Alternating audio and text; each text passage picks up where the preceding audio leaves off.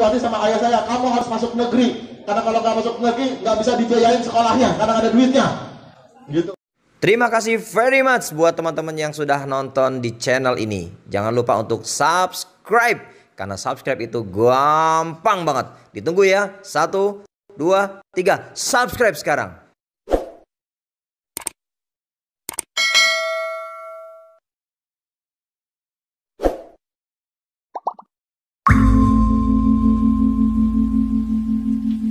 Gitu. Belakangan waktu, Bapak dan Ibu sekalian, saya merasakan cerita kehidupan saya nggak cakep pada saat itu. Saya sekolah prestasi, SD berprestasi, SMP berprestasi, SMA berprestasi, kuliah saya berprestasi, baik di akademik maupun di organisasi saya berprestasi.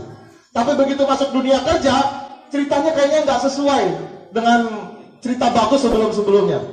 Saya bikin daftar mimpi itu SMP kelas 2, Bosan. SMP kelas 2 itu saya buat daftar nama kota dunia yang mau saya kunjungi.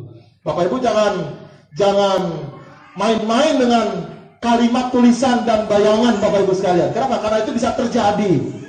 Bayangkan yang bagus, prasangka yang baik, karena itu bisa terjadi. Dan saya menulis daftar nama kota dunia itu SMP, membuat rencana hidup SMA kelas 2. Tapi Bapak dan Ibu sekalian, ketika masuk dunia kerja, setelah menikah, berkeluarga, masuk dunia kerja, kok kayaknya ceritanya nggak cakep.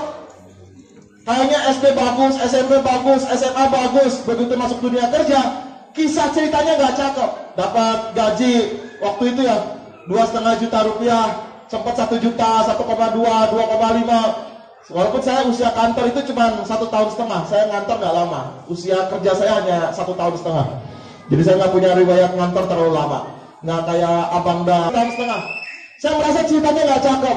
Kenapa? Karena mimpinya saya terlalu tinggi. Maka kata orang, jangan mimpi terlalu tinggi, nanti kalau nggak kesampaian jatuhnya sakit, katanya begitu ya.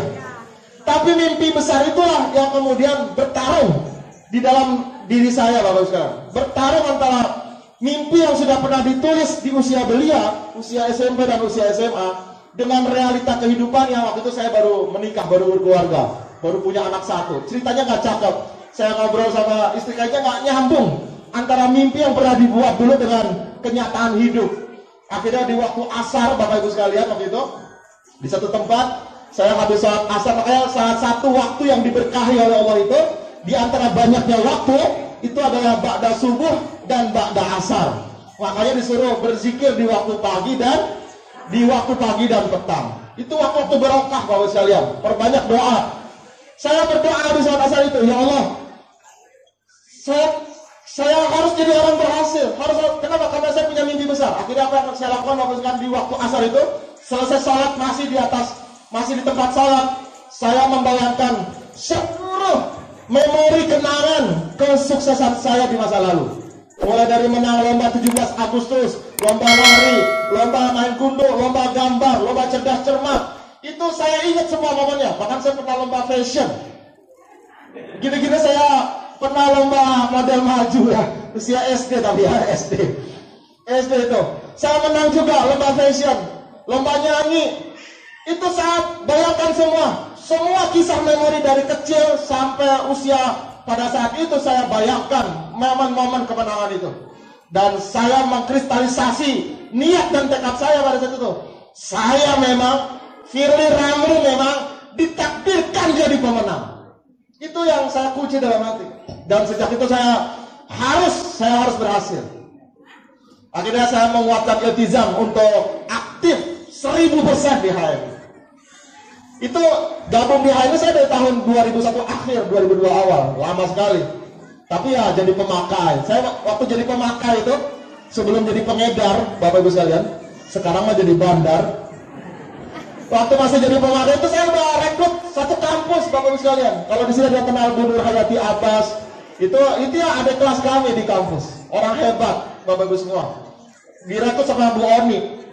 Jadi Bu sekalian, itu kisah-kisah hebat. Ratusan orang yang kami rekrut di masa kuliah, satu pun gak ada yang jadi, kecuali Bu Nur Hayati Abbas. Tepuk tangan buat Bu Nur Hayati Abbas. Terus ya, Bapak dan Ibu sekalian, aktif terus, jalan terus. Bapak dan Ibu sekalian yang berbahagia, saya menguatkan tekad bahwa saya memang lahir untuk jadi pemenang. Dan sejak itulah kemudian bersungguh-sungguh. Kalau ditanya dari tahun 2002 sampai ke tahun 2007, bonusnya Pak Firly berapa? 5 tahun, 2002 ke 2007. Itu bonus saya nggak nyampe 100.000 dari tahun 2002 ke tahun 2007. Nggak nyampe 100.000. Ya, berapa kira-kira target penghasilan? Target penghasilan minimal sama dengan gaji saya. Dulu gaji saya 2.500.000. Bonus nggak nyampe 100.000. Targetnya dalam 4 bulan, bonus 2.500.000. Itu akhirnya saya belajar dari itu. Kenapa? Mimpinya kekecilan, akhirnya terwujud. Jadi jangan mimpi terlalu kecil, khawatirnya terwujud. Mimpi gede.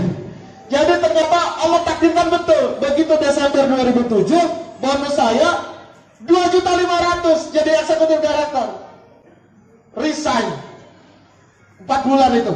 September, Oktober, November, Desember. Itu zaman dahulu ya, nggak ada WhatsApp, nggak ada YouTube, nggak ada produk sebanyak pada hari ini, nggak ada aplikasi, nulisnya pakai suhuf. Kalau buat laporan stokis pakai suhuf gitu. Dilaporin itu pun bacanya bingung, bagian kata pusat bingung. Angka 9 sama angka 4 sama. Ini yang benar 9 apa 4? Angka 7 sama angka 1 sama. Akhirnya berantem tiap bulan gitu. Itu kisah lama Bapak Ibu sekalian. Tapi karena keinginan kuat ingin berhasil. Maret 2008, 3 bulan kemudian saya jadi LED termuda sedunia pada saat itu. Dalam waktu nggak nyampe 1 tahun, kurang lebih 10 bulan, penghasilan saya 10 juta rupiah per bulan.